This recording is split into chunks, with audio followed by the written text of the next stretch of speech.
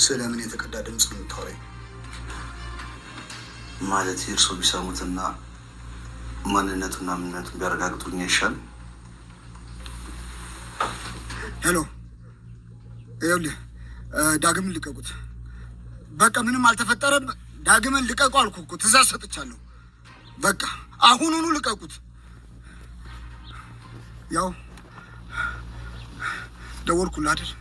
በቃ ሌላ ምን ትፈልጋለህ? ይቅርታ ኮማንደር፣ ይህ አሁን ያዳመጡት ድምፅ የእርሶ መሆኑን ቢያረጋግጡልኝ። ሲምባ ላይ ነፃ ምስጢራዊ ምርመራ እንደጀመሩ ከዚህ በፊት ነግሬዎት ነበረ። ውጤቱም ይሄ ነው። ያ ወንጀለኛ ስለደቅኖብኝ ነው ይህንን የሐሰት ድምፅ እንድቀዳ ያደረገኝ። ሊሆን ይችላል፣ ብቻ የሆነ አስገዳጅ ነገር እንዳለው ያሳውቃል። ታዲያ ምኑ ነው ግልጽ ያልሆነልህ? እስቲ ንገረኝ። የአንድ ትልቅ ተቋም ባለስልጣን እንዴት አንድ ተራ ወንጀለኛ ሊያስፈራራው ይችላል? ምን ምስጢራዊ መረጃ ቢኖረው ነው ለማስፈራራት የተነሳሳው? ምናልባት ራሱን ከስቅላትና ከወንጀል ነፃ ለማድረግ ቢሆንስ ይሄንን ተንኮል ያደረገው? ሲጀመር እሱ አደገኛ ወንጀለኛ እንደሆነ ታውቃለህ አይደለም እንዴ? በዛ ላይ ደግሞ አደገኛ ነፍሰ ገዳይ ተብሎ ተፈርዶበት የወህኒውን በር ሰብሮ እንዳመለጠ እያወቅ ተከታትለ ወንጀሉን ለሕግ እንደማቅረብ ጭራሽ እኔ ኮማንደር ላይ ያልበላህን ታካለህ አይደለም? እንዴት ወንጀለኛን አንተ ትደግፋለህ? ቆይ ሲጀመር አንተ ይህን ኬዝ ማንም እንድትመረምር የሰጠ? ይህንን ኬዝ እንዲመረምር የተደረገው ኮማንደሩ የሰማውን ማመን አቃተው።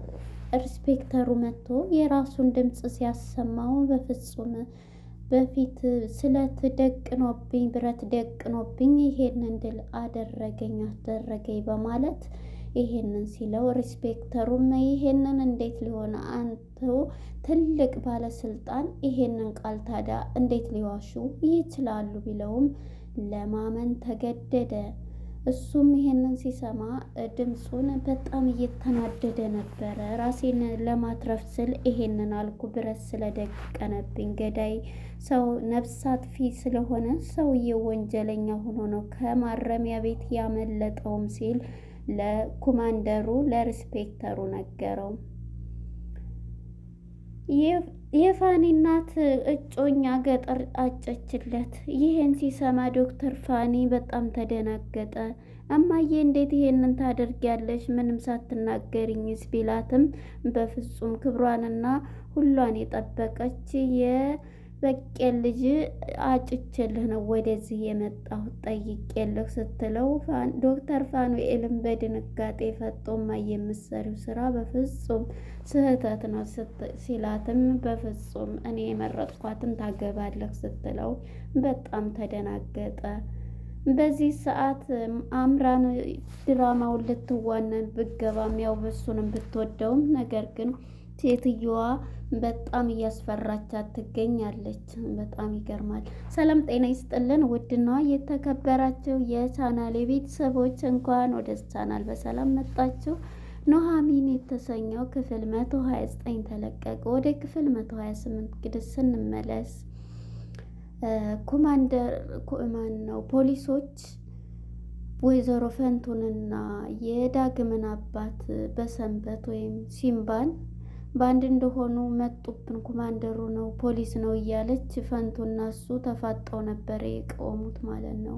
በመጨረሻ እሷና እሱም እንግዲህ እሷም እንደቆመች በጣም ጎበዝና ጥሩ ተዋናይ ነውና ሲምባ ማለት ነው በሂጂ ሩጪ፣ እኔ ደግሞ እብድነቴን መቀጠል አለብኝ ሩጪ ብሎ እሱም እንዳመልጡ ሆነዋል ማለት ነው። የሲምባ ፎቶ በየፖሊንጨቱ አሁንም በሕግ እንዲፈለግ ተደርጎ በኮማንደሩ በኩል ሁሉም ቦታ በከተማው እየተፈለገ ነው ያለው። አሁን ላይ ራሱን ቀይሮ የሚኖረው ሲምባ እብድ መስሎ ነገር ግን ጤነኛው ሰውዬ ራሱን አግልሏል። ምክንያቱም እውነትንና እውነትን ማስፈን አለብኝ። ገዳይ እሱ ሆኖ ሳለ ወንጀለኛ እሱ ሆኖ ሳለ በእኔ ተመካኝቶ እኔ መታሰርም መወንጀልም የለብኝም። እሱ መታሰርም ሆነ ሁሉም ነገር ያለበት ራሱ ኮማንደር ነው ሲል ገልጿል ማለት ነው። እናም በዚህ የተነሳ ራሱን አግልሎ የሚኖረው ሲምባ አሁን ላይ ድምፁን ሁሉ በባለፈ ፓርት ላይ የቀዳውን ድምፅ ከኮማንዶው ላይ ሁሉንም ወደ ሪስፔክተሩም ወደ ብዙ ሰዎች ቅጂውን አስተላልፏል። በዚህም የተነሳ ዳግም የአባቱን ሪስት የያዘው ለሪስፔክተሩ ሰጥቶታል ድምፁን። ሪስፔክተሩ ጎበዝ መርማሪው ማለት ነው አሁን ላይ ወደ ኮማንደር ጋር እንዲሄድ አድርጓል ማለት ነው። ወደ እስከ መሄዳችን በፊት እንግዲህ ሮማን የተባለችው የአቶ ለይኩን እህት ማለት ነው ይሄን ቤት መልሳ ጥሩ የሆነውን አሁንም በዳ ላይ የሆነው አቶ ለይኩን ድርጅቱ እንደወደቀበት ያውቃል። በዚህ የተነሳ ደግሞ ተሰማ እሱም ማገዝ አለብኝ ብሎ በሱ በጓደኛው በኩል ቤቱን አስይዞ ከሮማን ጋር ስራ ለመስራት ተስማምተዋል። ሮማን ግን አሁን ላይ ቤተሰቡን ልትበትን ተነስታለች። በዚህ ልክ በጣም ይገርማል። ሮማን እያለቀሰች ውሸቷን ከአቶ ተሰማ ጋር ተገናኝታ እኔ ለምን ነው ይሄን ስራ እኔና አንቺ ብቻ ወንድምሽ እንዳውቀው ያልፈለግሽው ለምንድን ነው ቢላትም እሷ ግን ጥሩ ሰባኪ ናትና አይ ወንድሜን መካስ አለብኝ፣ ቤቱን ወስጀበት ብዙ ነገር አድርጌዋለሁ። ስለዚህ ይሄን የወደቀበትን ድርጅቱን ደግሞ እኔ እናንተ በዚህ ሰርተን እሱን ማንሳት አለብን። አንተ በወቅቱም ጥሩ ሰውና ባለህ ጊዜ ለእኛ ቤት ብዙ ያደረክነህ ያ እንትንህ ደግሞ በጣም ነው የማቅህ እያለች ብዙ ነገር ስትለው እንግዲህ ጥሩና የዋሁ ሰው የሆነው ነገር ግን ወንድም ይሄን ነገር ማወቅ የለበትም ትለዋለች። እኔ ያስተሳሰብሽን ወድጀዋለሁ፣ ነገር ግን ያልተዋጠልኝ በጣም ውስጤ እየፈራ ነው እያላት ነበረ አቶ ተሰማ ማለት ነው። እንዴ ለምንድን ነው የምታምነኝ? ወንድምሽን አለመጨመርሽ አለመሳወቅሽ ሲላት አይ ጊዜው ሲደርስ እኮ ይታወቃል፣ ደግሞ ለወንድምሽ እንዳልነግር አልሽኝ እያለ በጣም እየተጨነቀ ነው ያለው ማለት ነው። አቶ ለይኩን ማን ነው ተሰማ ማለት ነው። ተሰማ እንግዲህ በየዋህነቶች ብለዋታል ማለት ነው። እሷ ደግሞ ባልሰራላችሁ እያለኝ ነው ቼክ አድርጋለት እንግዲህ እንካ ብላ ከባንክ ብርም ጽፋ ስትሰጠው በፍጹም እኔ ያልሰራሁበትን አሁን ይህን ሁሉ ገንዘብ አልፈልግም ሲላት በእርግጥ እኔ አሁን ድረስ ስጠጋሽ በጣም እየፈራሁሽና ውስጤ ማመን በጣም እየከበደኝ ነበር፣ ግን ይህን ስታደርጊ በጣም ጥሩ ሰው እንደሆንሽ አውቄያለሁ እያላት ነበር። የዚህ ጊዜ እሱ ይሄንን ብታደርግለትም አውጥቶ መልሶላታል ማለት ነው። እኔ ስራ ሳልሰራ መቀበልም ሆነ ምንም አልፈልግ፣ እንደ ቤትህን አስይዘህ ነው እንደዚህ አድርጋል፣ ስለዚህ መቀበል አለብህ ብትለውም በፍጹም አልቀበልም ሳልሰራ ቢላትም እንግዲህ እምቢ ብሎ መልሶላታል ማለት ነው። የዚህ ጊዜ እኔ እኮ ወንድሜን ብዙ በድየዋለሁ ብዙ ብላ የውሸት ያንዞንባዋን ስታለቅስ ነበረ የተመለከት ነው ሮማን ማለት ነው። ሮማን እንግዲህ ቤቱን ያን የተደራጀ ግን እንግዲህ ስብሰባ አድርገው አቶ ለይኩንን የቤተሰቡን ሁሉም አባል ተሰብስበው ስለ ድርጅቱ እየተወያዩ ነበር። እንግዲህ ናሆም እንግዲህ መፍጠን ነውና ስራው ምንድን ነው መርዶውንም ነገሩንና ሁሉንም እንወቅ ተሰብስበን ዝም የምንለው ምንድን ነው እያለ እየፈጠነ ነበር። በዚህ የተነሳ ዳግም እንደዚህ አትን ወንድሜ ተረጋጋ እያለ ዳግምም እኔ ለሰጣችሁኝ ሁሉ ለድርጅቱ ያለኝን አቅም ተወጥቼ መስራት ቀን ከሌሊት አድርጌ ሰርተን እናነሳዋለን እያለ ሀሳብ እየሰጠ ነበረ። አይ ይሄ አይደለም ልጄ ብሎ አሁንም ዳግምም ሲለው እንዴ እኔ ታዲያ የቤተሰብ አባል ስላልሆንኩ እዚሁ እኔን አባቴ ጋር ስንትን ስለምል አንተ በስንት ነገር ተጠምደሃል፣ ስለዚህ አንተን አይደለም አይወክልም ቢሉትም ከዛም እንግዲህ ዳግምም የራሱን ሀሳብ መጣለትና ከዚህ ከቤተሰብ አባል ልታገሉኝ ነው እንዴ እንትን የምትሉት ቢልም አይ አይደለም ይሄ ሌላ ነው ብለው በሚሉት ጊዜ እሱም እንግዲህ ይሄንን ሀሳብ መጨረሻ ለመነጋገር ችለዋል። ትልቅ ባለ ሀብታም ሸሪካ አግኝተናልና እሱን ማን ነው እሱ ቢል በተሰማ በኩል ሲሉ ተሰማ ካንተ ከጓደኛው ነው ቢልም ካንተ የተለየ ሌላ ሰው ጓደኛ እንደሌለው አውቃለሁ፣ እንዴትስ እያለ ኑሃሜም ግራ ገብቷታል። እንደዚሁም ዳግምም እያለ ነበር ይሄን ያክል ታዲያ ካለው እሱ ለምን አይሰራም ከሌላ እንትን የሚለው እያሉ በጣም እንትን ይላሉ። ኑሐሚንም እንግዲህ እስካወቀኝ ድረስ እኔ አባቴ ጓደኛ እስከማቀውም ድረስ አቶ ለይኩን እንጂ ምንም ጓደኛ ሌላ የለውም በማለት እንግዲህ ስብሰባውን ይህን እያደረጉ ነበርና ቤቱን አስይዞ ነው እሱም ቢባልማ አቶ ላይ ተሰማ በጣም ግራ ገብቶታል። በዚህ የተነሳ ኑሐሚን ያልተዋጠላት ሁላቸውም አይኔም በአቶ ለይኩን ተስማምቻለሁ ብላለች። ሌሎች ግን አልተስማሙም እና ወደ አባቷ ቀጥታ አምርታለች። ኑሐሚን አባቷ ጋር ሄዳ ቤት ጥያቄ ስትጠይቀው ነበር። አባቷን አባዬ ብላ እንግዲህ ምንድን ነው ማነው እማላቀው ጓደኛ እያለ በጥያቄ እንትን ትለዋለች።